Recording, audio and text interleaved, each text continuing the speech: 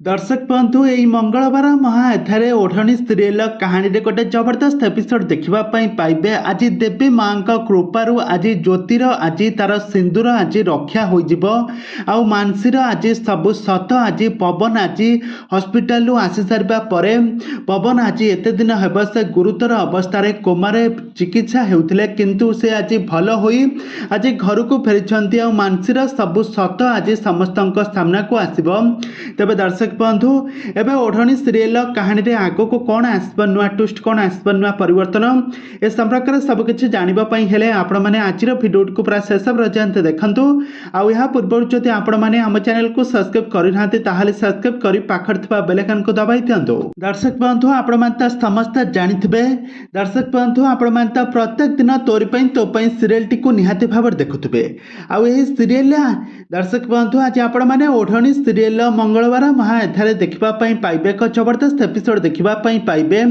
ज्योति आज आज ठाकुर घरे पशि देवी माँ को डाकुवे कानी पतई मागुवे कहे हे देवी माँ मते मो सिंदूर को फेरई दियो मो निज आखि आगरे मो स्वामी आउ जन को विवाह करेंगे मुझा केबे भी बर्दाश्त करें ना एमती कहीकि देवी माँ को कांदी कांदी नेहुरा हो मागुवे।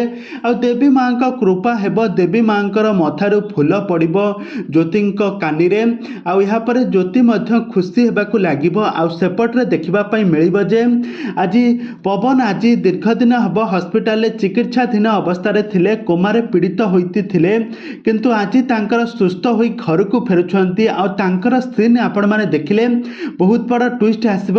आउपटे मानसी आज कौन करना अंश सहित बहुत सारा सेलिब्रेशन करुव आब स्वयं भगवान आसिले एबे मते जीवन को ठारू मते अलगा करें ना मु दीर्घ दिन हो जोटा को आशा करुली आज से ही आशा मोर आज पूरण होगापी जाऊँगी एमती कहीकि बहुत खुशी होते किंतु एपटे पवन आसिक घरे पहुँची सारी पवन आसी सारा पर आउ कौन जीवन आउ कौन मानसी को विवाह कर ना आग को एवं ओढ़णी सीरियल कहानी रे कौन आसब नुआ ट्विस्ट कौन आसब नुआ परिवर्तन ए संपर्क में सबकि जानापी हेले आपण मैंने आज भिडियो को पूरा शेष पर्यंत देखु। आ पूर्व जदि आपण मैंने आम चैनल को सब्सक्राइब करना सब्सक्राइब कर पाखर बेल आइकन को दबाई दिंतु।